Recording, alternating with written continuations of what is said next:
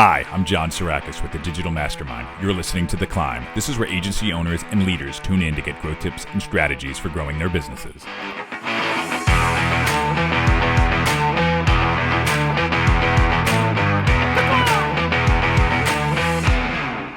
All right, everybody. Thank you so much for joining us on this episode of The Climb. Today, we're going to be talking about outsourcing, something that is near and dear to my heart, Dave's as well. And we have a very special guest today, Amy Foley from Inbound Back Office.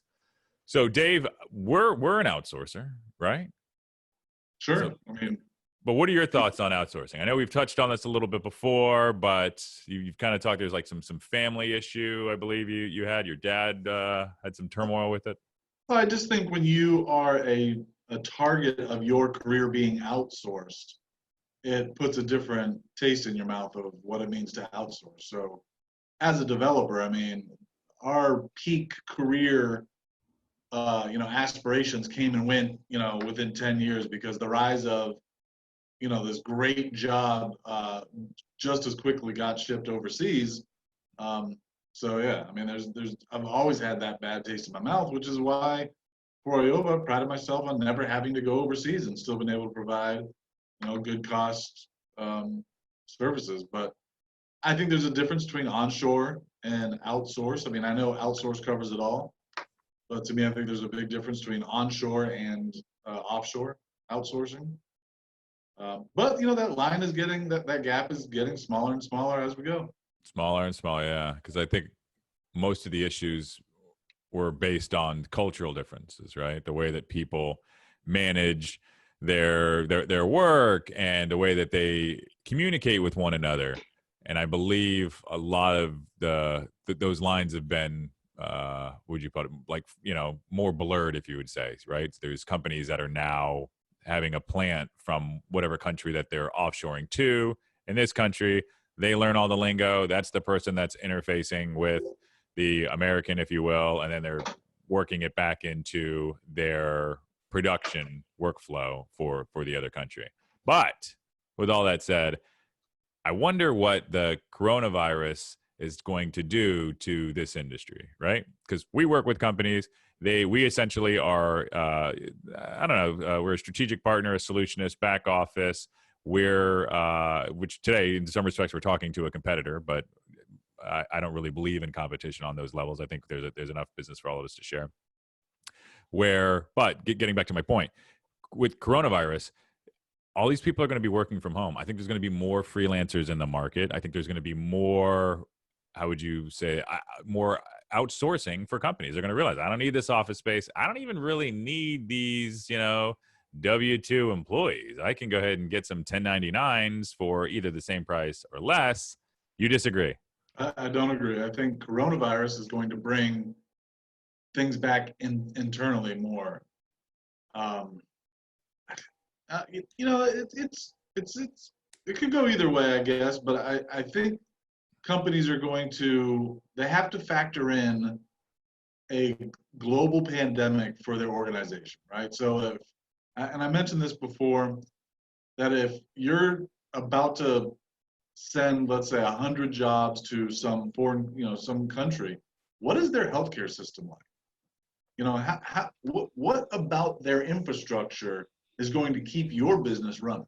Now, we know here in America, we've got the best, infrastructure for, on average, for everything for employees, roads, healthcare, the list can go on and on and on. Some people could make the argument that Denmark or one of those countries in the Netherlands is happier than us, right? Just want to state that. Sure. I'm not talking about happiness.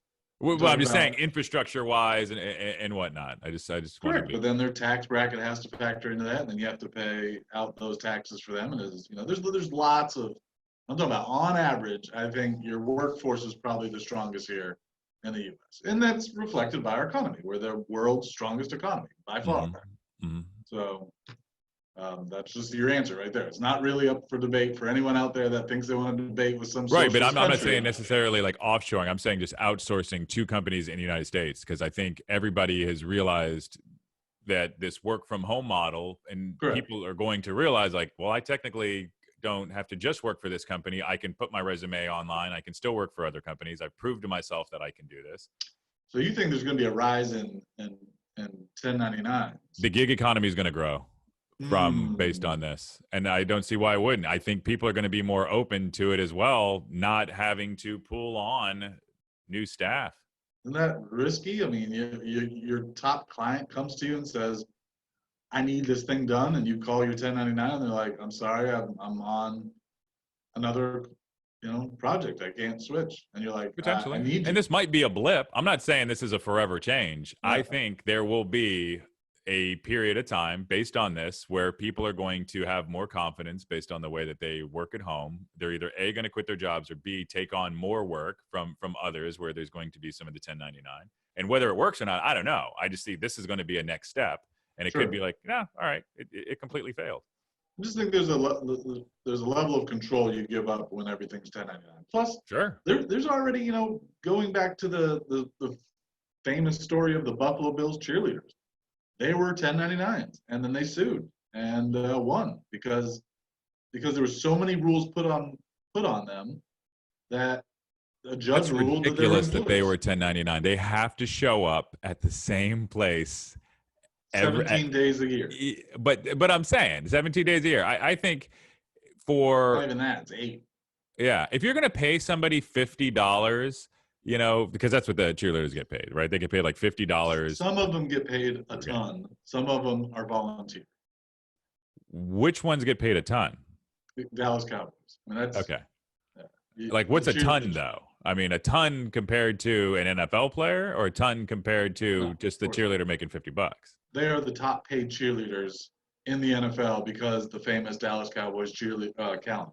Right. Okay. So they're more like almost like a swimsuit or an Yeah. SI. That's your top of the level NFL cheerleader. But most are volunteered, and look, they get access to tons of connections that you don't get access to, and I don't get access to. I mean, so there's a lot ton of value. restrictions though too, right? So I know a few that have played for other teams, right? So they can have their tickets, they can give them away, they can't resell them, right? You get 2 per game, and also if anybody with the tickets that you have does anything outside of the norm, you're in trouble for them. So you're licensing those out. But that's the point of the lawsuit I mentioned, is that there's so many rules put on them that the judge ruled they needed to be classified as an employee, no longer a 1099.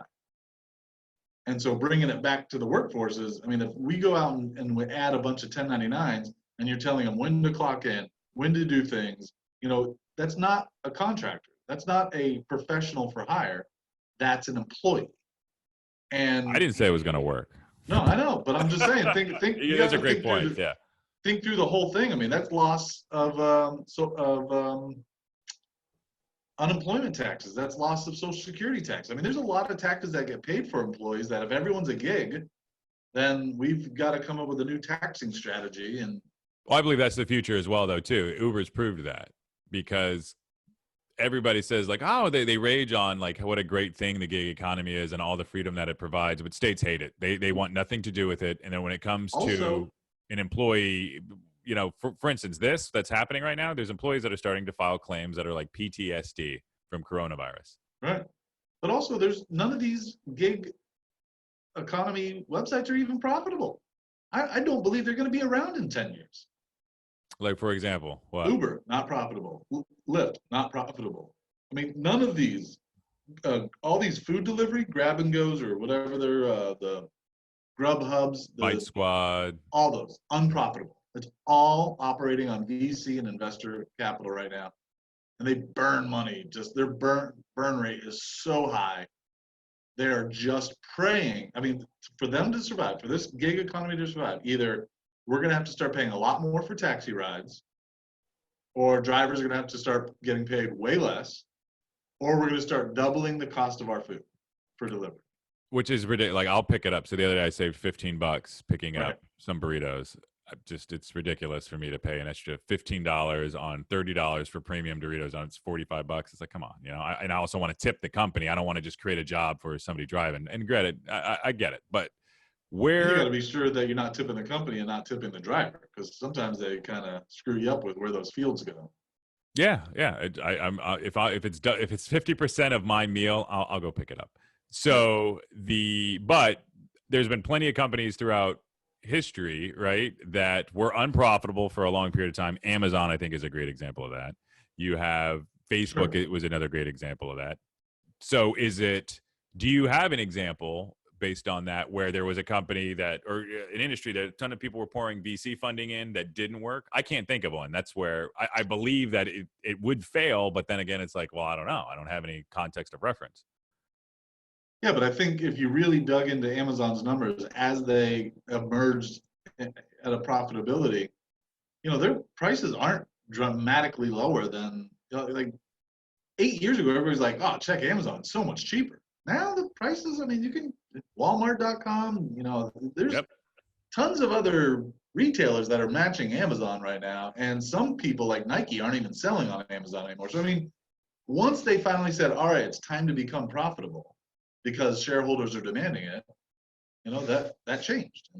And so I believe like an Uber will dominate market share, right? Mhm. That's the play for Mhm. operating without profit. You're trying to corner the market, let your competitors finally stumble and fall. They don't get that, phase two, round two funding.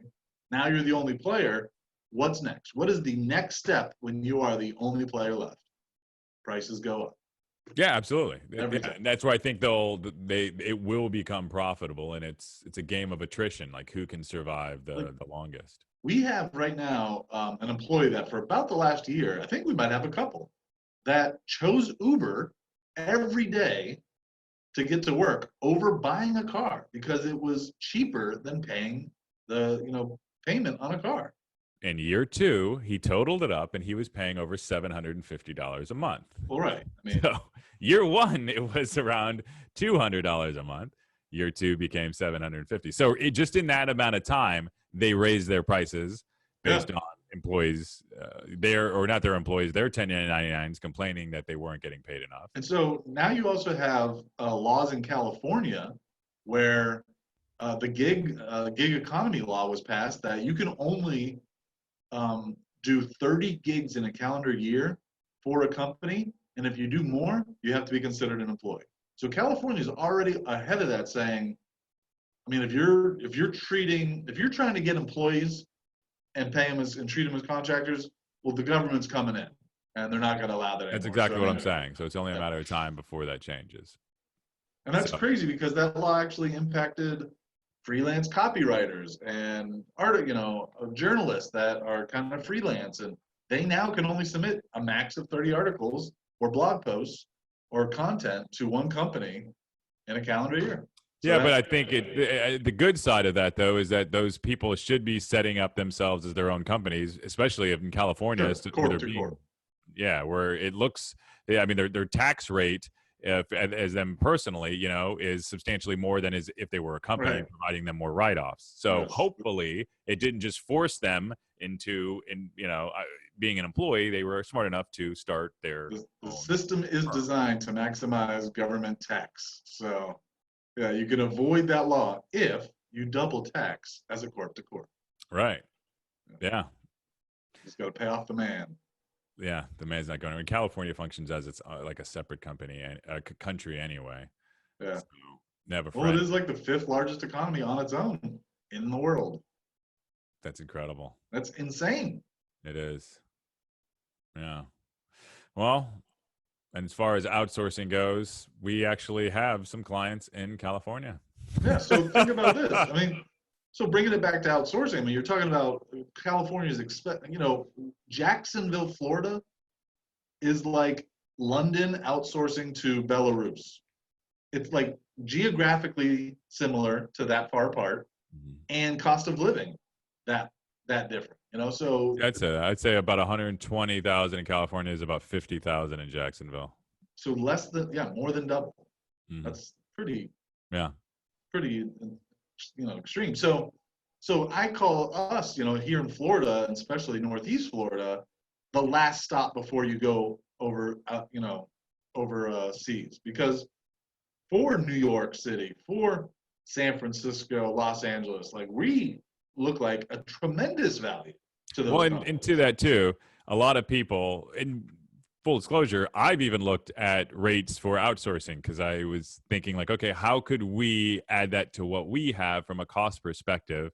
And if you want equal to the talent that we have, they're smart enough where you have to pay for it. Like you're paying equal the amount that we're charging because they're not dumb and they're going to make that margin on their side if they have really top level talent.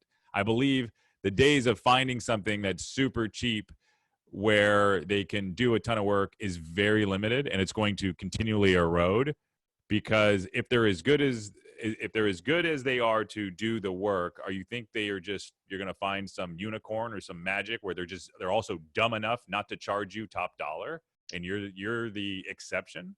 Right.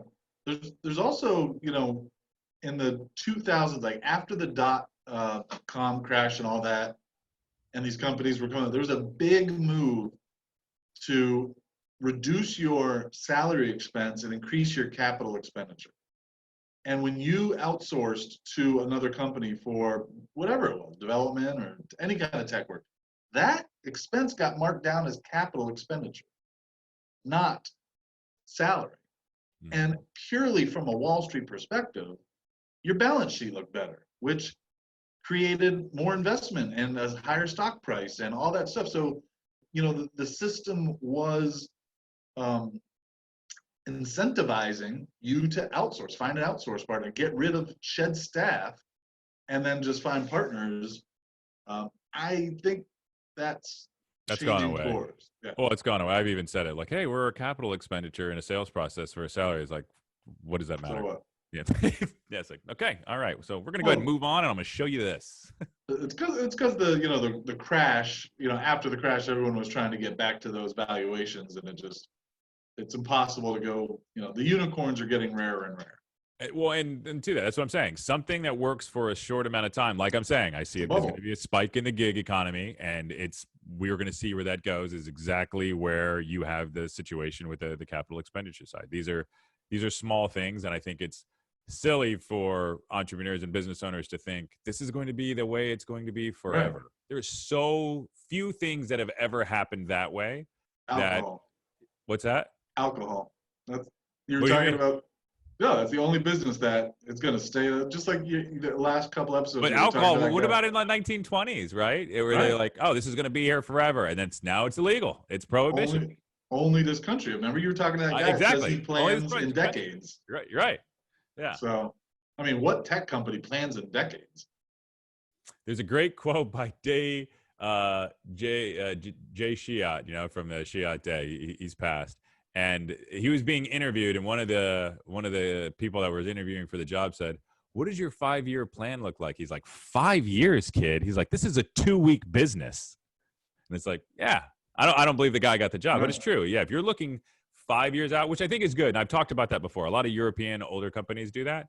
I don't know if it's just genetics that we've been conditioned, but the further that I look out and the further that I plan, the less confident I am of those things happening. Now, granted, there's vision and there's those things that I like, but I think it's like, all right, cool. What's that next step that you need to focus really hard on that and accomplish that? And the others tend to fall in place. I would also say the reason for that mentality or that predisposition is because look through history, and probably like 80% of all of the financial crashes have been the last 100 years?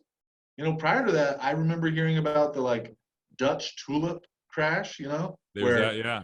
Well, that's and then maybe the Black Plague and Spanish Inquisition. Because you got to think though, kingdoms those were the economies. So when a kingdom was losing their money to another kingdom or just being seen, war, that was an economy that was dying. The Crusades alone, right? That's like, all right, we're now spending a ton of our money on that, and people probably was the driver, just like World War II got us out of the Great Depression. The Crusades having to just a blacksmith over there just sharpening a knife and a spear, shields. But really, it's debt, and the world never operated on debt until the 19th century.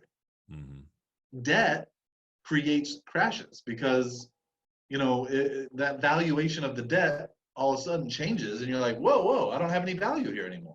I think there's always been crashes, and I think it's just there's another value that we've assigned to something debt, and then when that runs out or that's unsustainable, it's just like you running out of your gold. We're lying to ourselves, right? Thinking like, oh, I got 10% left, and that's going to last me. It's just like, okay, well, I've just borrowed against 50% of my debt. I think it's the same thing on a balance sheet. It's just when one runs out, that's when you have a crash. Yeah. We almost like should, you talk about niche down till it hurts so much that maybe we should create a company that its niche is chasing bubbles. Take advantage of the bubble, get out before it bursts, actually help it burst, play the burst. That's our business model. Because I think, just like we've been talking about, every 10 years we're going to be dealing with some kind of disaster, some kind of crash. My entire professional life, I've seen 3 major crashes, and they happen just about 8 to 9 years apart. Yeah. It's going to happen again. I'm going to call it right here. DMG exclusive. 2027, we're going to have the retail or the home improvement store collapse of 2027. I don't think it's going to be home improvement stores. Yes, all Home Depots, all Lowe's. Nobody's going to want to improve on their house anymore. That whole industry collapse. That is a bold statement. I even also say somewhat negligible, but the home improvement collapse. I don't see, Ace Hardware, eat your heart out. Home Depot and Lowe's are no more. It's always something attached to real estate. Like even in this kind of crash we're in right now, it's commercial real estate. That really is it's going to be a commercial real estate crash. I think the next crash is going to be, if not, it's something to do with the Asian markets because of the amount of business that's going to be coming this way. I think a lot of people are going to look at their manufacturing. Yeah. There's a lot of pain that hasn't been revealed yet based on supply chains and logistics that weren't worked out. Right. Other people figuring out, all right, I can manufacture this, on this hemisphere. And feel good about it. Yeah. And be okay spending a little bit more money. Well, the feel good about it part, I think, is I would feel good about it. I don't know if that's also important to our country that it used to be, because I think that's such a political divider in some respects. Because you look at the marketing right now. Ford, have you seen their commercial about producing ventilators for the country in the time of need? And they're like, Ford has always built what this country needs. I was like, that's a great marketing. I have barely been watching TV. What are you watching that you've actually seen that? Sling, just online streaming. Really? I mean, so Sling, it doesn't matter what channel you're watching. They're gonna plant in their own things. I had Sling. I got rid of it. You're gonna be advertised based on your interest in, no matter what channel you're watching. Right. Yeah. I do need to catch up with today's ads. And on that note, she's been so patient. Hi, Amy. Thank you so much for joining us. Yeah, thanks for having me. Oh, my pleasure. All right, so I want to get into your climb. This is essentially, where you are now and how you got there. Mm-hmm. And feel free to stop me if any of this is inaccurate. Sure. So from Pennsylvania, and you got a degree in international business and then Spanish at the same time. So, ¿cómo se dice? Yes, it's been a while. Actually, I don't even. I do Duolingo. Actually, I don't even know what I said. So you were in accounting for a few years, then a QA analyst for a software company that tested drugs. Then went to work for another software company where you tested. Where you were also a QA tester, managed that. And then during that time, I find this super interesting. You went back to school and got a business degree, and then another degree in information systems. Yes. And after your second QA gig, you became a HubSpot virtual assistant manager. You did that for about 3 years. And then in 2016, you decided to start Inbound Back Office. That is all correct. Yes. Right on. All right. So our new researcher gets to keep their job. Sweet. What drove you back to an information technology degree? So essentially, I just kind of took any job that I could find, really. I would get tired with a job and I'd be like, I don't like it here, so I'm going to go find another job. And my real strengths were like basically administrative assistant type jobs. So I started at a startup as an administrative assistant, and it was a software company for like drug safety software.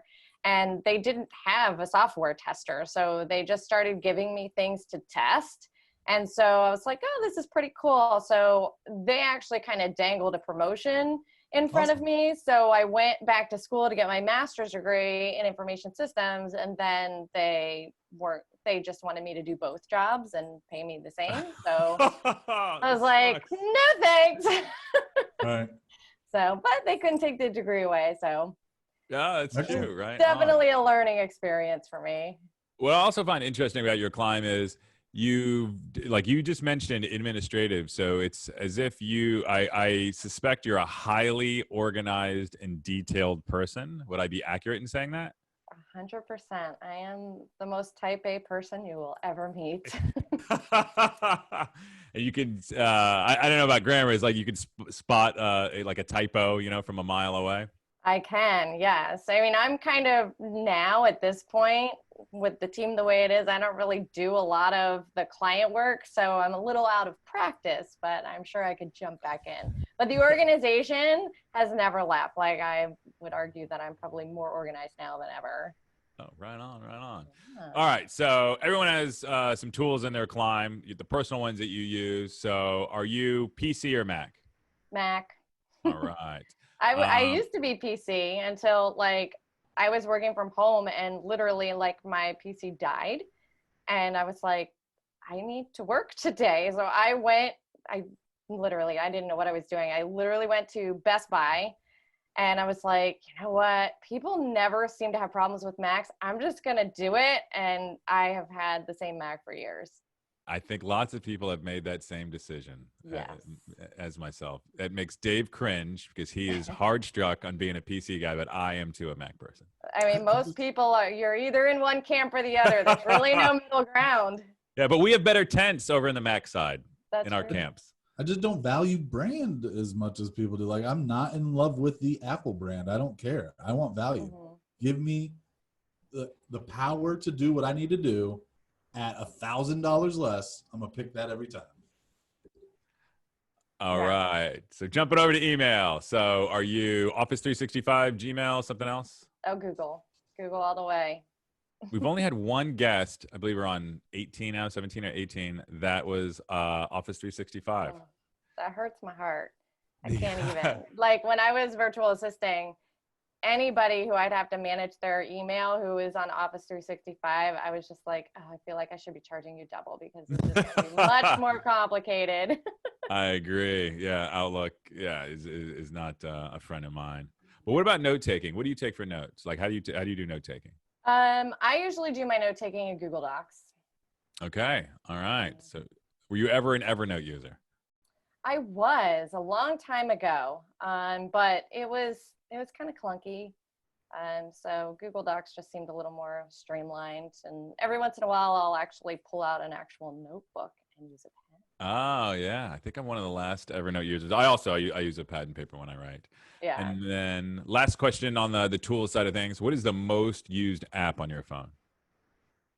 Oh, probably Scribed. I'm a huge reader. And so there is an app called Scribed, which is basically a book subscription app. They have audiobooks, they have ebooks, they have like magazines, and like people can upload PDFs. So I read audiobooks constantly when I'm working out, when I'm, doing other things, and I just consume them a lot. And I have gotten a lot of gift cards, so I've never actually paid for it. So I have paid subscription through next year.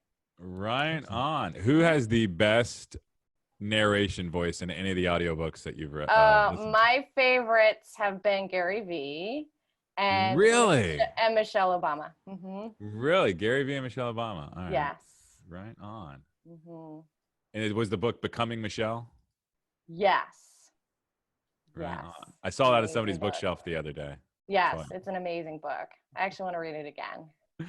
Or listen to it again, right? Or listen to it again, yes. All right. So I want to jump into it. So today's theme, I want to talk a lot about like outsourcing and some of these other things, but I want to get into, so how did you choose this model, or did it choose you? It kind of evolved. So when I started just virtual assisting by myself, I was doing all of the work. And I realized that if I wanted to help more agencies, I couldn't be the only one doing all the work because I only had a limited amount of time. So I started hiring people to help and, kind of learned how to delegate myself.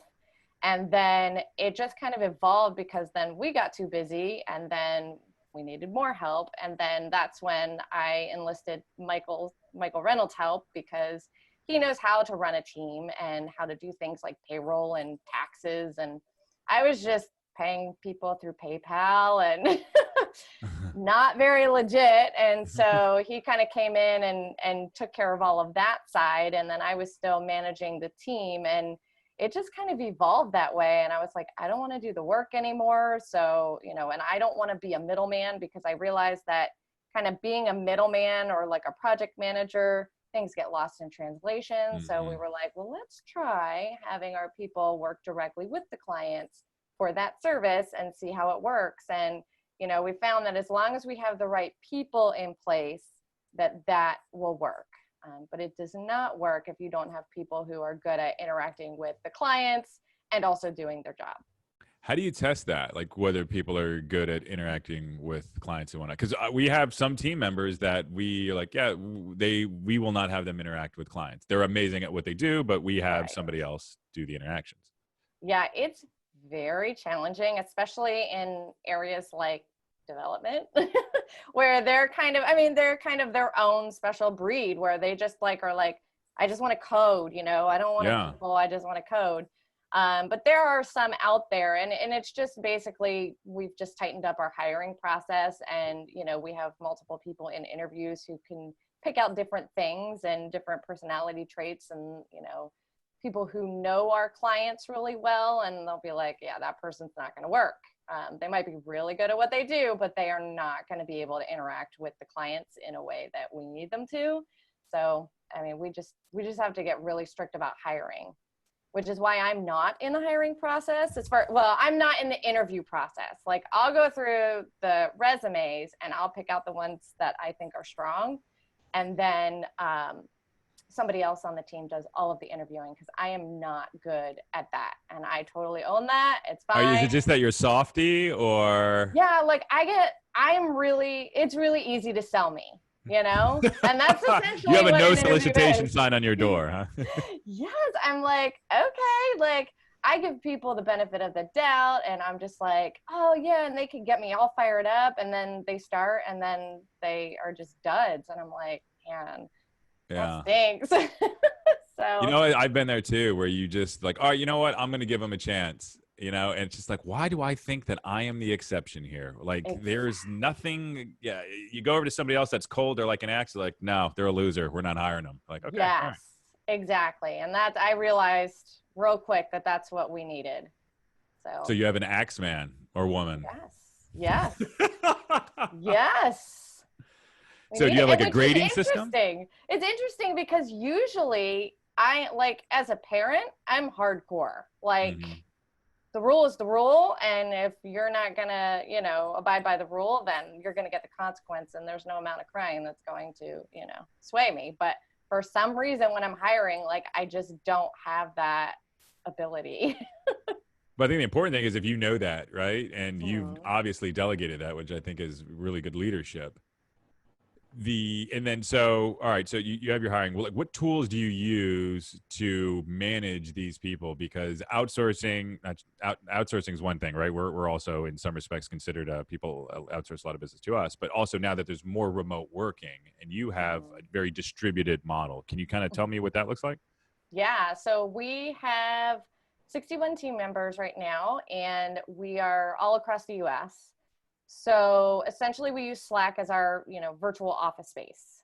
And that's where we've got like a water cooler channel where we can kind of just chat about anything. And then, we do a lot of communicating through individual client channels and then direct messages, obviously. But that's really where we keep everything together. And then we use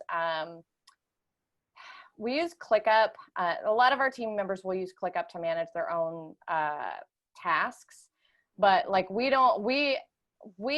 use whatever the clients are using to manage their tasks. So it's kind of goofy. Really? Like, yes. So we don't have onboard any. into their system rather Yes, than them we onboard into do. your system. Yes. So that the agency doesn't have to experience any friction to add our people and have our people do their work, which can be challenging for the team members because they've got multiple systems they're getting tasks from. Yeah. Right? And there's some really shitty project management systems out there. That is true. Yes, I So- have heard of them all.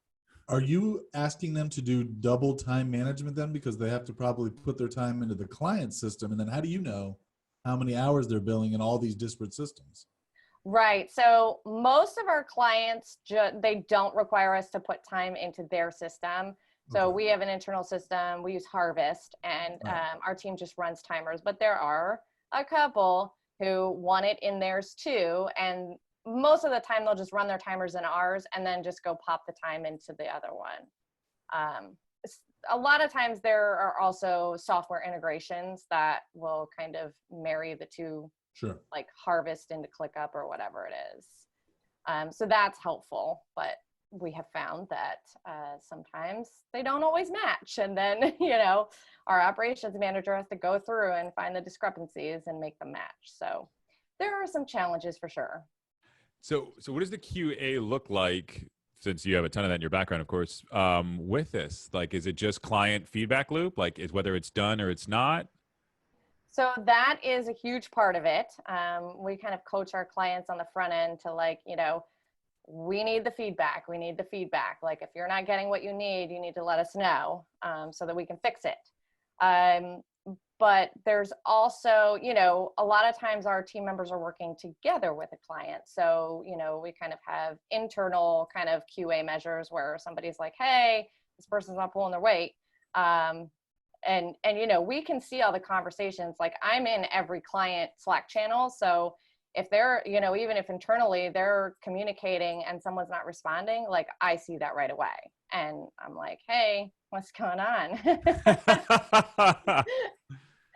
So, and I do regular check-ins with clients too. Like, I'll just send random emails like, hey, just checking in, see how it's going working with the team, and a lot of times they won't say anything until I ask. And so then that's when I'll get some feedback too. You probably have good instincts where you go with your gut a lot on that. You're like, Oh yeah. It's weird about business owners that I've noticed that there's an instinctual difference. I don't know if it's created or if it's just always there, where it's like, I have to reach out to them. I haven't talked to them in a while, or just some things. And as soon as you do, it's like, wow, it's so weird. And then you speak with some of the people working on that team and you're like, did you guys notice? No, we didn't think anything. It's just such a mystery to me. I don't even realize why that is. It's like Yes, a spidey exactly. sense. With that? It's like a spidey sense, like how Spider-Man senses trouble. I have it all the time. I'm like, hey, we haven't heard from client X in a while. Can you check into it? And then like 15 minutes later, they email in. Yep. Hey, something's wrong. And I'm like, God, why couldn't we cut that off ahead? My biggest pet peeve is a customer emailing us about an issue when we should be proactively saying, is everything okay? Okay, let me handle that for you. Yeah, Yeah. exactly. I totally agree.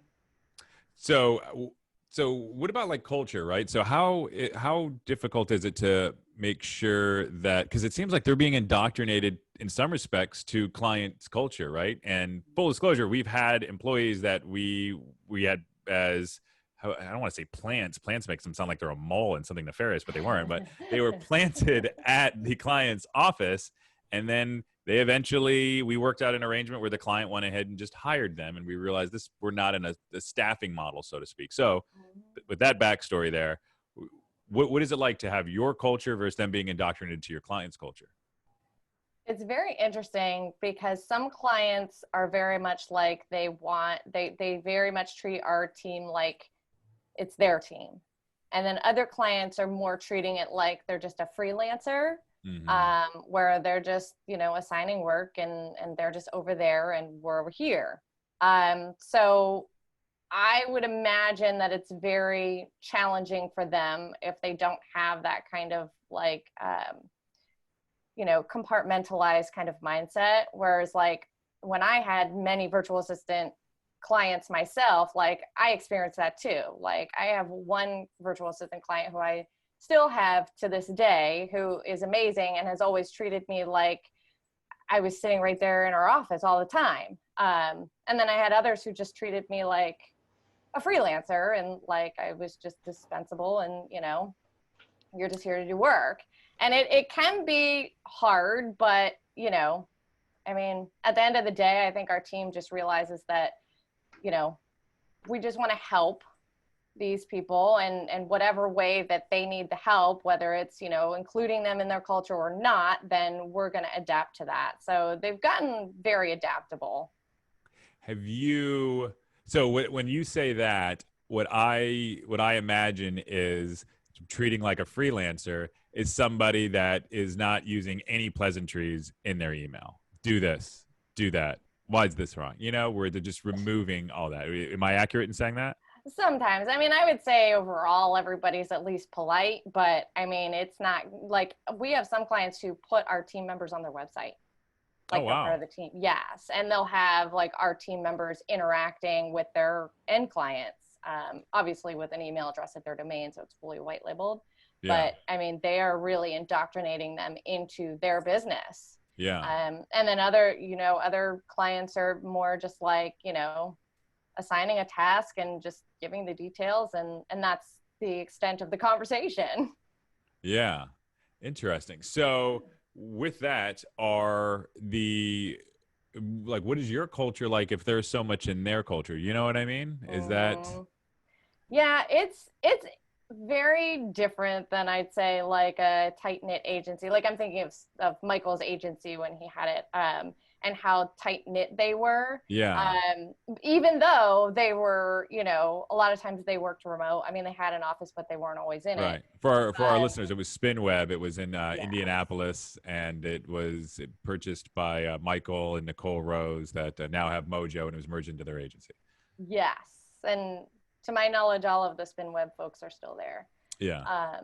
And so they, you know, like when I think about that, like, I mean, they went out to lunch every Friday together and all that. Whereas obviously we can't do that because we are dispersed throughout the United States. So, Yeah. you know, we do try to do like meetups. Like my husband and I went to Indianapolis last year, and a lot of our folks are in Indianapolis because we work a lot based on referrals. Mm-hmm. And so we'll go out and, you know, go to dinner with everybody who wants to come and that sort of thing. And we have managers retreats and things like that. But, you know, day to day, it's just kind of, you know, we just have to create that within the Slack, you know, community, really. You know, it's just based on, it's really kind of interesting to see how like some of our folks are like forming friendships with each other just because they're working a lot together, or, you know, and we have management structures where we have like, you know, our SEO team has a manager, so their team kind of gets a little tight knit because they're having weekly check-ins or whatever. So, and then our operations manager is checking in with everybody quarterly. So, you know, we do check in a lot with each other to try to keep that culture, you know, flexible, but we're also all still here and working towards the same goal. Right. Yeah. I imagine your Commons channel has like lots of memes and things your water cooler, and yeah, a lot of fun in there. Super fun. A lot of Star Trek because Michael's really into Star Trek. Really? Is he? Yes. Interesting. Yeah. Yes. And then my things are Golden Girls and wine. So like Golden Girls, and I have a good friend. She's a big Golden Girls fan. That's so funny. Yeah, she always uses these Golden Girls references. I'm like, yeah, nobody gets that. I would. Yeah, exactly. So what about from a process side? Are you big on processes? Is it like process documents? What does that look like? Yeah, so we do a lot of Loom videos to record our processes, to screen share and show how we're doing things. So, you know, I have a very strict process for, you know, from the sales cycle through to when they're onboarded, and then the operations manager does like a kickoff call and then hands off to the team that needs to be working with them. Once it's handed off, the processes kind of get a little less strict, only because with each client, you're doing so many different things.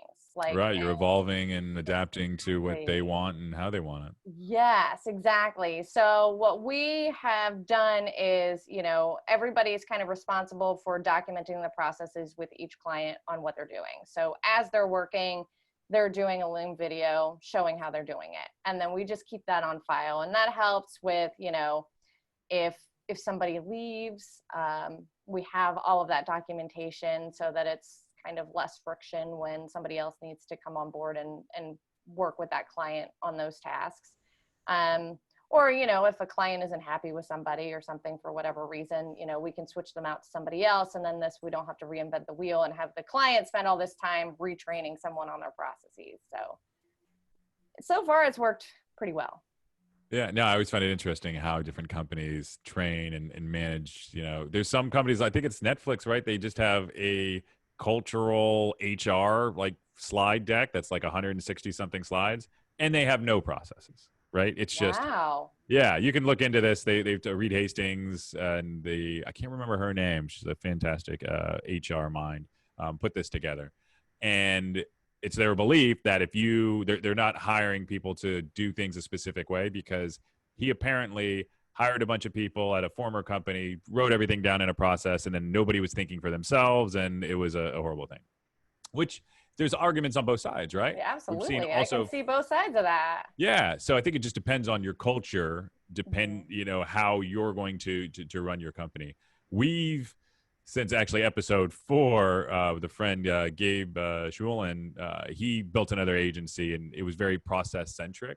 Mhm. And I think the processes are there as mainly reminders, and what I'll say is, in a lot of respects, a cultural motivator, right? Of like, hey, this is the way that we do this, and this is why we do this. And if you Mhm. have a better one, we're all ears. I would love to hear it. But at the end of the day, let's have a uniform way that we go about in executing our work, right? Right. Yeah. So, yeah, food Yeah, for I thought. mean, like I'm big on, like, I've been micromanaged before and I hate it. And it just kind of left me feeling like, you know, my expertise wasn't valued. So I've Mm, kind of, like, I make sure that I communicate that to everybody, that, like, while yes, we may have these processes in place, like, at the end of the day, I hired you for your expertise. So I want you to push back and I want you to say, I think this needs to be done this way and here's why. And mm. if it makes sense, then okay, we'll do it.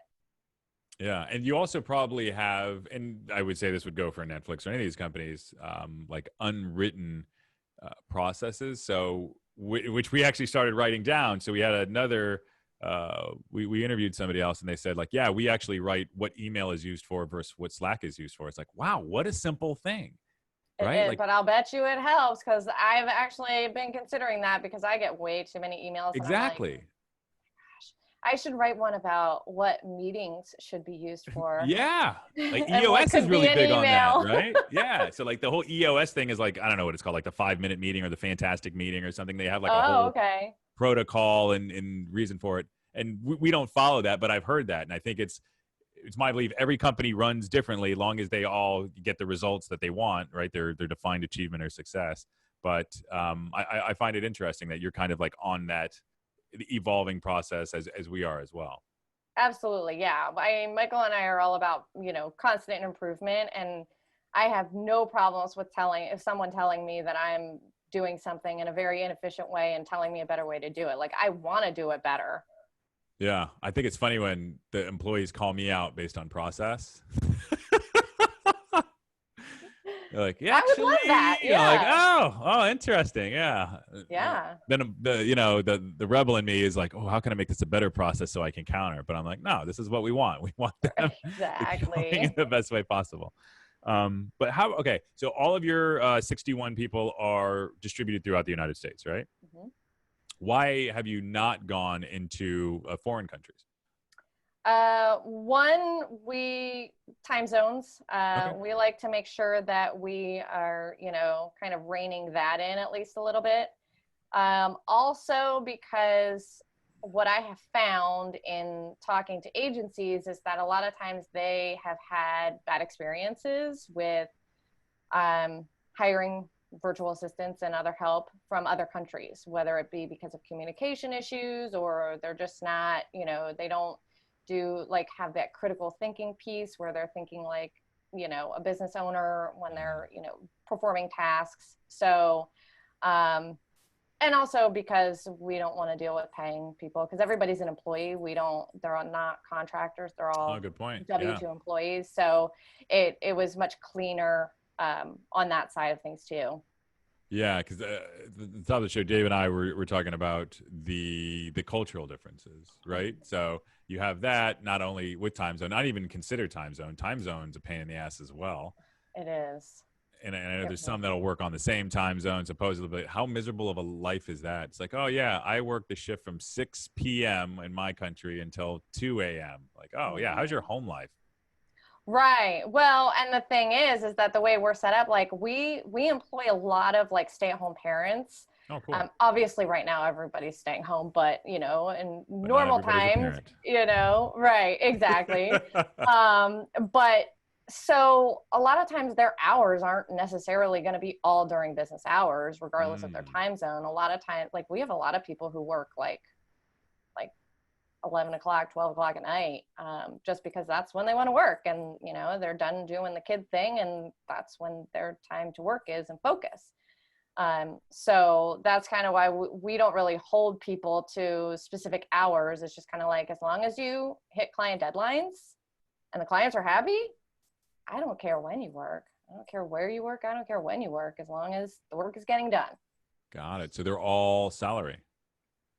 No, they are hourly, okay. But they're just running timers while they're doing the work. Mm-hmm. Okay. Have you ever tried to do like project-based where you paid them based on projects, or has it always been hourly? Nope, it's just always been straight hourly. And then that in turn is how we charge our clients. Yeah. So that's how we do it too. And I know, and Dave and I have talked about, we were talking about this recently, where there's this change. Do you remember when everybody was saying like, we're no longer doing hourly, we're just going to do whatever this day rate or whatever that thing is? I don't even know if that still exists. Was that Dave? Points and value. There was a point. I still cannot understand the point system. Okay, so here's a fun story. When I was working for SpinWeb while we were growing inbound back office, and I was a project manager, and they switched to a points thing, and I had to manage it all. And I was like, how in the heck do I determine what gets how many points? Like, I don't even understand. It seemed very arbitrary. Right. Yeah. It was this invented thing that clients, so I sat down with a client, I told the story before, and with this whole point thing, because I was like, oh, this is the next best thing. I was like, let's try this. And he's looking at it. He's like, do you don't think I don't know algebra, man? He's like, get this out of here. He's like, yeah. He's like, I can figure these rates out in a minute. And I was like, oh, okay. So he felt insulted. I was like, yeah, I'm not doing this anymore. It's like tokens at an arcade. It's designed to just have you swiping points. And then at the end of the day, you're like, oh, damn it. That was $40 worth of, Rad Racer. Right. And it allowed for a lot of scope creep, I found, because it wasn't the boundaries of it weren't very clear. Right. And so, a project could have gone on forever where your intention was, okay, this will be like a 3-day thing, so it gets this many points. But then 3 weeks later, we're still doing it. And I was like, oh, we lost money on that. Right. Yeah, like a blog post. Like it's a 750-word blog post. And then you start going back and forth. Well, what is then 1,000? Yes. Yeah. What were you saying, complex. Dave? I remember the first DMG meeting I went to, and everybody was describing this topic. And I'm just like, I've always been a late adopter to lots of things. Especially technology, because I like to wait to see it fail or if it's going to stick around. And I could tell right then, I'm like, I am never going to a point-based system because this sounds dumb. The way it was sold was just, it was based on the client separating their emotion from the dollar, which I could respect. And if you remember a few years, not even a few years, longer than that, like 10, 15 years ago, there were so many websites when you purchased their product, they had a credit system. They had credits, right? A lot of stock photo companies also use that. I can't think of one now that still uses that. They've all gotten away from that. And it's now just based on either A, the number of images, or B, the price per image. Mm-hmm. Yeah, I had this really hard time when I was trying to price my virtual assistant services when I first started, because I didn't want it to be tied to my time, because what I had found was, like, I used to sell in blocks of time. I'd be like, okay, so you can buy 5 hours of time. And then there was all this, question of, well, what am I actually getting for 5 hours? Because 5 hours of my time is going to be different than 5 hours of, Sally's time, because you work at different paces. And, then it depends on the project. Like, are you very skilled at this to be able to get it done faster or not? And what I found is that I was probably losing a lot of money because I got things done real fast, and like 5 hours could last, 9 months, depending on what I was doing. And I was like, this is ridiculous. So then I started, going, okay, we're going to do blocks of time, but there's expiration dates. Oh, yes. You removed the rollover or the Yes. ability for somebody to inventory those for a period of time. Exactly. Yep. And We did the I mean, exact I same ran thing. my timers and I tracked my time so they could see it at any time, what was being done. And if they didn't, I would check in with them regularly and be like, hey, you have this many hours left. Right. So And I think it's also finding that's where it's the weirdest thing about time, though, and expertise and just human biorhythms, right? Because you have, somebody that one day they're having a great day, and the next day they're having a bad day. So, I also, when I write things, I know whether I'm going to be able to write something or not, right? And I can write any time of the day, and I figured out, all right, I write best in the morning. If I have to write something at the end of the day, it is such shit. It's embarrassing. It's just Yep. it's like a fifth grader wrote it that was mad and all hopped up on sugar. So, but I know that. So, right. So as a professional, all right, I write at the beginning of the day. So, right. and I guess where I'm getting with that, when you manage a team, do you see like, okay, to try to push them into a specific area that that they're stronger at than others, where people are potentially claiming something, where you're looking at something taking too long? So we hire for each specific area. So like, for example, content writer, Yeah. they have to prove that they can write content. And then we do ask questions around like, well, how long does it generally take you to do X, Y, and Z? In the hiring process, so that we can kind of, because we have general norms of like, a 500-word blog post should take about this long. Now, there's lots of factors that go into that, whether you've given us lots of information or just, hey, can you please write a blog post on, widgets? Right. And well, if you don't give me any information, this could come, it could turn out very many different ways depending on the perspective of the person. And then we're going to go back and forth a lot, and it's going to take a lot longer. Whereas if you give me an outline of what you're thinking, I can hit it probably the first time, and it's going to take a lot less time. So there's lots of factors that go into that. But as far as hiring people and making sure that they aren't going to, milk the clock, we're pretty good at kind of gauging that in the interview process and then holding them to that. I mean, I check time at least weekly, because mistakes happen when you've got 60 people running timers. They're selecting the wrong task, which means it gets billed incorrectly to the client. So I'm checking all of that throughout the month. A lot of times they might not have the right access to the right client in Harvest for whatever reason, and they just charge it internally, which means we're not charging the client. So I'm constantly checking time. That is like our one area. That's your product. It's an inherent part of your product. Yes. So, and I'm the time police. Like, people know, like, if I reach out to them, I'm probably going to ask them about time. It's like, oh yeah, did you hear about that story? And how's your time? Yes, exactly. I saw that you spent an hour talking internally about this client. Were you actually talking about the client, or were you talking about the weather? Yeah, there was I think it was a guy that either he got reprimanded or he almost got disbarred. He was an attorney that apparently in law, I can't remember which state this was, that he couldn't bill time for thinking about cases because he was billing his clients for thinking about their cases where he wasn't actually applying the work to it. Oh, see, I have such a trouble with that because, you do have to think about it, you know? Right. It's part of it. Yeah. But I think, and I don't know if it's granted, we work more on a creative side of things. Mhm. So I don't know, but I think that was based on their bar regulations. I could probably dig up more Oh, information okay. on it. Right. In our industry, yeah, like brainstorming and thinking and putting that stuff Mm. down on paper is an important part of what it is that we do, especially if you're a content writer. You can't just sit there, outline something and not, look over to the corner and try to Mhm. come up with something that your imagination is going to bomb it up into your mind. That lawyer just Exactly. needed to open a law book in front of them, and it would be billable. Exactly. Yeah. Wow, Or, that's or, a or good shoot or point. shoot me an email. Yes. There are ways Yeah. They around needed to that. just carry a pocket constitution with them. And so anytime in the park, they just open it up and then boom, they're thinking about Billable. billable time. Oh 3 yeah. points. You can charge 3 points. What about goals? Do you have goals where you're trying to continually grow your team members? Yes, I would like to get to 100 team members by the end of 2020. Oh, right on. Yeah. Awesome. That's a company goal. What about like individually though? Like Oh, as like, all right, yeah, hey, you want to achieve, like Karen, you want to achieve these things by, X date. mm-hmm. For the team members, you mean? Yeah.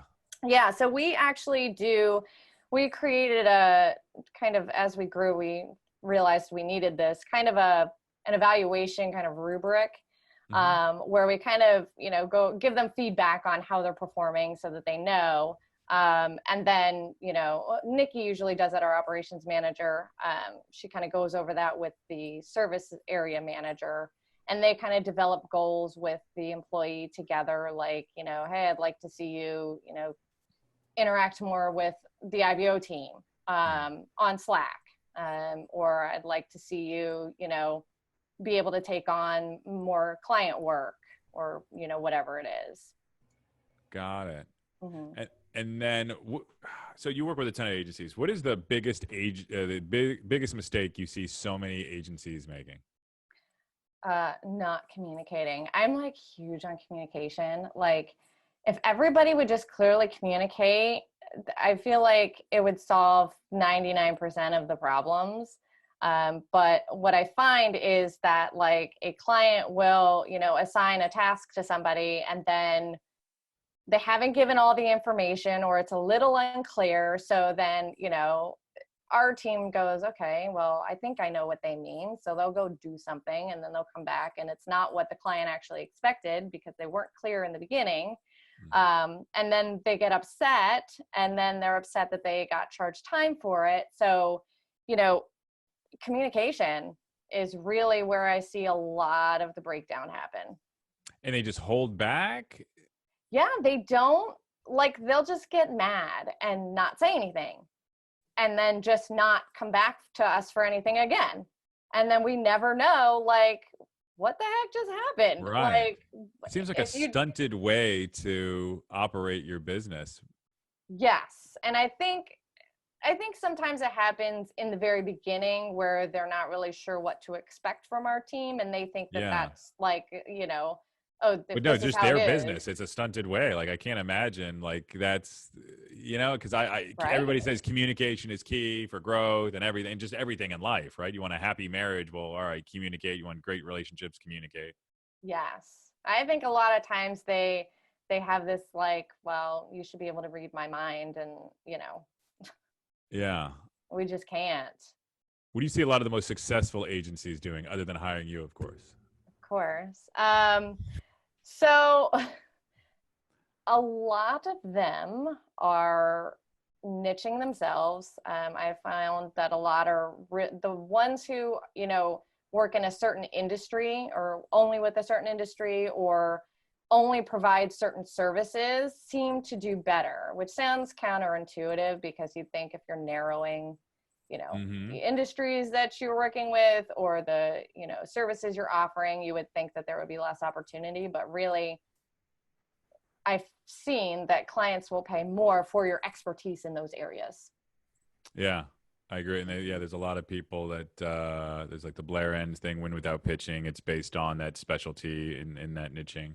Right now, unless Exactly. it's coronavirus, you're dealing with hospitality. That's got to be a bit tough. Yeah, you know, my husband works in advertising, and all they do is events, and Wow. so yeah, they've been pretty slow. Yeah. What did any projection on when he's going to get back to it? Because I know a bunch of events, like our event is in September, and I think we're right at the cusp of when a lot of people are going to be throwing theirs.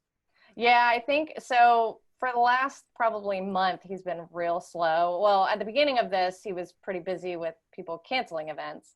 But lucky for him, the advertising for a lot of it had already run. So like that, he's a media buyer. So, you know, his part wasn't really too traumatic. But he's been really slow. And he did mention they had a company meeting yesterday. And he mentioned that he will probably be busy next week. So I think things are starting to pick up. Right on. Well, good for you guys. That's awesome. Yes.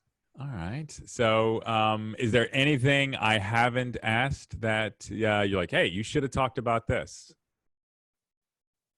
Or is there anything you wanted to talk about that I didn't address? I don't think so. I think you're pretty thorough. It's just boundless curiosity. I was pretty surprised to hear about all that background information you had on me. I wasn't expecting that. I was like, oh man, yeah. All right, so I want to give you this. This is your space. You can peddle or promote anything that you want. Is there anything that you would like to let our listeners know? Oh yeah. So I have a podcast where I interview agency owners, and Jon was a guest on my podcast. Best episode ever. Yes, of course. So Inbound Back Office Podcast. So make sure you subscribe. Right on. Amy, thank you so much for being on. It was a pleasure. Yeah, thanks for having me. This was fun. Awesome. All right, talk to you again real soon. All right. Thanks. Bye. Bye. So, Dave, how do you think that went? Oh, I thought that was super informative. That was fun. I mean, it was a fun interview, enjoyable, and I liked hearing, about her process and 61, remote employees. That's got to be a challenge. And I like that coronavirus didn't stop her from setting an ambitious goal of 100 employees by the end of 2020. I love that. Yeah, I think it's a testament to her. If you look at her climb, she literally built this, right? This is this fantastic journey that she's like with each step, right? Whether it's the accounting, even though she doesn't like all the payroll stuff that she mentioned, there's a an importance subconsciously of knowledge there. A lot of the QA testing, that's setting things up right, so you're not going to have to test them. And granted, these are a lot of my theories based on talking. And then a lot of the back office support, the administrative side of things, and just also type A organization skills definitely are a plus. Yeah, it was a lot of fun interview, and I really enjoyed learning about our company, and a lot of similarities to what we do in a lot of respects. We're hourly billing. We work with a lot of agencies. We will do time blocks. We that don't roll over more than like 3 months. So a lot of similarities there. Yeah, it was a good episode. Other than that, I know it's a Friday and it's early morning. Is there anything else that we'd like to chat about before we? You missed that plug on the DMG event at the beginning of the show. I did, didn't I? Man, as a marketer. Plus, we got a brand new hotel to announce to the. Oh, that's right, the Magnolia in downtown Dallas, Tejas. The Magnolia. I'm gonna do another pre-recorded. I'm gonna have to do a pre-recorded plug and then stick it in. Don't worry about it. I don't think it's not gonna be that big of a deal. But you should just make sure you mention it in the show notes when you post it. That's a good idea. And I think I need to put one in there. It's literally been something that's moved across my calendar. Yeah. And just do a quick plug. You know what? In fact, I'll record it right now so people get to listen to it twice. Hey, everybody. That was a little awkward. Let me try it one more time. Hey, everybody. When you get a chance, please go ahead and go to the website to register for our event in Dallas. The dates are September 21st, 22nd, and 23rd. We're going to have an amazing collection of agencies there. It's a very intimate setting. All meals are included in the ticket price as well as all drinks. And it's 3 days where you get to collaborate with some of the best agencies in the country. And the takeaways are immense. We've been doing this for 8 years now, and this is our 2020 summit. New hotel is the Magnolia, downtown Texas. And we're also going to announce some speakers real soon. So get your tickets right now before the next early bird session ends. That was really good. Thanks. Next time, mention the website URL. Fuck. Honestly, they should know it by now. So, well, hopefully, if they're listening to this, they're gonna know it. Jeez. Right. Yeah, there was no scripting. That was off the cuff. That was great. No, that was you know good. what? And to that, I always look at benchmarks that are outside of the norm for marketing, promotion, advertising, for inspiration, right? So everybody, for the most part, knows who Rick Rubin is, the famous producer that discovered multiple, like LL Cool J. He's done, albums with, almost every major celebrity. Aerosmith, Run Is he DMC. coming to DMG 2020? Hold on. No, that'd be great, right? No, but anyway, so I'm watching the Beastie Boys special, right? And I highly recommend it, especially if you're a Beastie Boys fan like I was growing up. It's a documentary that they did live with the director Spike Jonze. It's on Apple TV. Even if you're a PC user, I'm sure you could figure out how to get on there. Anyway, I was watching how he promoted the band. He was very deliberate in the way that he made the License to Ill album. It's the first album for the Digital Mastermind. Or not the Digital Mastermind, sorry, for the Beastie Boys. Yeah, got a little plug in there. And the way that they were going to dress, the way that they were going to talk, the way that the songs were going to be provided, on the album, he produced all that. But one thing I know, really, really a big takeaway was that he was a big wrestling fan. So when he had the opportunity to get on a microphone to promote the band, he did it as if he was a wrestler or an announcer, where it was all this hype talk, right?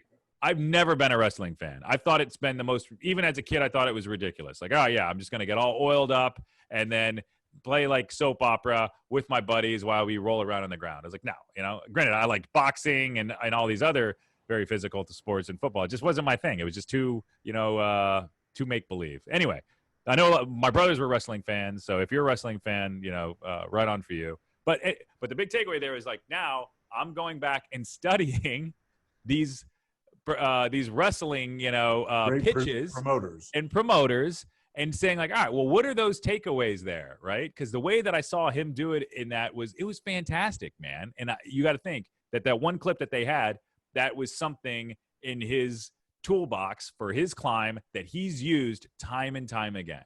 So what comes to my mind is, can you smell what the Ciroc is cooking? Yeah, that's it. Thank you. How long, when I started saying that, were you waiting to say that? Like, I was like, ooh, this is good. The Tsourakis. Yeah. That guy's had a fantastic career. But think, okay, so based on his ability to communicate one in a very tagline clear did it way. all. Yeah. What's that? One tagline made him a superstar. Can you smell what the Rock is cooking? And that the eyebrow thing. I can't do the eyebrow thing, Yeah. Can you do both of them? No, like where one goes up, one goes down. I was like, you can't open your eyes? No, I can't do the left one. You can't do the left one? There you go. Yeah. All right. So I guess that's today's Easter egg. Huh? Yeah. Well, I think we should drop the post-show recap and double down on the pre-interview space. Really? I like the post-show because it's a time that you attempt to trash our guests and I get to clean it up. Yeah. Okay. It's true. Yeah. You don't want to miss out on that. That's true. All right. I can see it. Yeah. Yeah, we'll see. I think we should do this live, though. I think this is that's where I want to go. I think we should do this. I think this show was a good example of some really good pre-interview banter that it was a little, because we're time constrained, when we're in a flow, we have to cut it off. Yeah. So the It's funny going back and thinking with the pre-banter. Very seldomly does it follow, and maybe this is just me being critical, the path that I initially thought it would based on an initial theme. Not that it matters. There's a ton of information that's gleaned from it. That's why I think if we do consider changing the format with a pre-recorded interview and then a live banter, that's I think the win-win right there. Really, it seems like a lot of work. Okay, so let's talk about this. And who knows? I always say this, but maybe I'll edit this out. Maybe I won't. All right, so if we do, let's say that we took Amy's, right? We did pre-recorded, we re-recorded that, and then we would either that same day or a next day, we would then go live with that information, right? Yep. And then we would say, we do a pre-banter, and then we say like, all right, hey, let's go ahead and hear from Amy, right? We bring that in, and then there's 50 minutes to an hour of that interview. And then we go to post-show banter where we then talk about that interview. That's also live. Yeah, I mean, so that's the challenge because then we're sitting around here for, 45 minutes waiting. Right. And that's a waste of time. That's where I think we just get good at the live, and then we would just bring guests in live. And oh, man, that's going to scare some guests. You're going to cut your interview guests in half. I bet you a lot of people are like, ooh, wait, live? Hey, let's find out if they do that. But we can still do the recorded ones, right? We're like, all right, cool. If you don't want to do it live, that's fine. I think if we do pre-recorded, we just don't have post-show banter.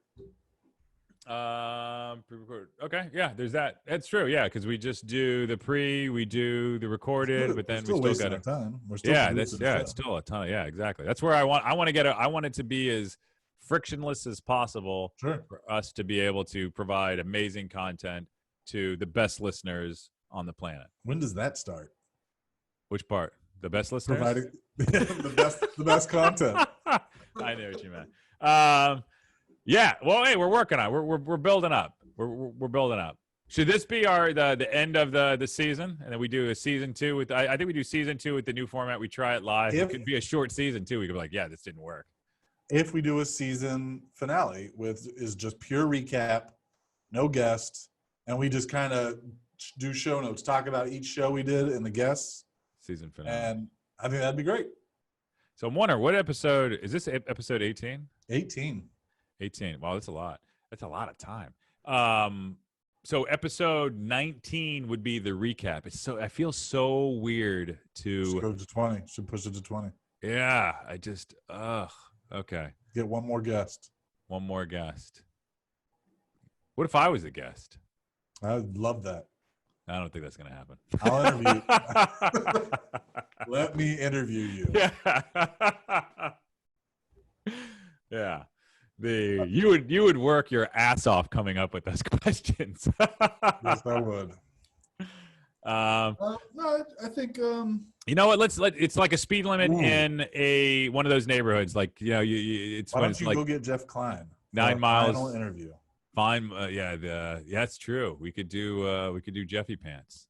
Or Michael Reynolds, the guy that That's true. The guy that took it over. That'd be a good finish. We get both of them on the show. That'd be good. Don't tell each other. I don't know about that. Yeah. What would it be? It'd be like one of those Crossfire. I was thinking Crossfire, but is that Crossfire? Yeah. They wouldn't let the other person know though. You always knew who you were firing against in Crossfire. Oh, true. There are other shows. Maybe it's like the whole Maury Povich thing or whatever. Like, oh yeah. Well, she's here. And yeah, then exactly. They pull her out, and they're like, "Oh, granted, that show is probably scripted and whatnot." It is. Has to be. There's not that many people in those situations. I did go to high school with a girl that was on, but we didn't know each other really. So I think they're real people, and I think they're coached to be more crazy and encouraged to do crazy shit. So there's some devious conspiring that goes on to. If you hear kind of like Dustin Hoffman talking in like the movie, I can't remember, it was with Meryl Streep, what the name of the movie was called, but he'd whisper in her ear about her husband who had just died. Like, yeah, it's a good thing that he's no longer with us. And it's a movie about divorce between these two. Kramer versus Kramer is what it's called. Oh yeah. And that would just enrage her, right? And he was supposedly trying to get the best out of her by doing that. Wow. Yeah. Yeah. Talk about digging deep. Yeah. I got family members that would whip out a gun and, fire a couple shots in that direction. Talk about ending a movie. Yeah. Tough. Little tangent there. Very tough. Right. All right. On that note, is there anything else that we'd like to say before we close out episode number 18, which may be the last? It may not be. I think we're good. For season 1. Getting better and better. Better and better, man. Aging like wine. And Though, champagne is my favorite wine. What's Do that? you know that wine can go from good to bad? Like It turns to vinegar. Yeah, it turns to vinegar. Yeah. Interesting. It's just interesting. Kind of like Charlie Rose, Yeah. Toward the end there, Right. Called it I think they called it the old wolf paw that he would, when he was, people can look that up. I'm not going to get into what that meant. Yeah. All right. All right. Everybody, get your tickets. www.digitalmastermind.com. Thank you so much for listening. And until next time, what? Just came up with a good idea. We should plan a live recording of the climb at 2020 Summit and do a hosted roundtable, a roundtable discussion or a mediated discussion with pick out like 3 or 4, have you mediate it, filmed before a live studio audience. That's a grand idea. I like that. Yeah, I like that. I like that a lot. Done. Boom, boom, boom.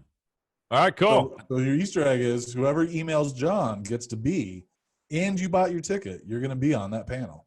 That's true. Absolutely. And you can, you'd be on the panel. I was going to say you could talk about whatever you want, but I was like, that's not true. I'm not going to say that. Yep. Email me, Jon, Jon.Tsourakis. Just submit it through the form on the website. I got to change that email. It's just too damn long. All right, everybody. Thank you so much for listening. Have a great one. Until then.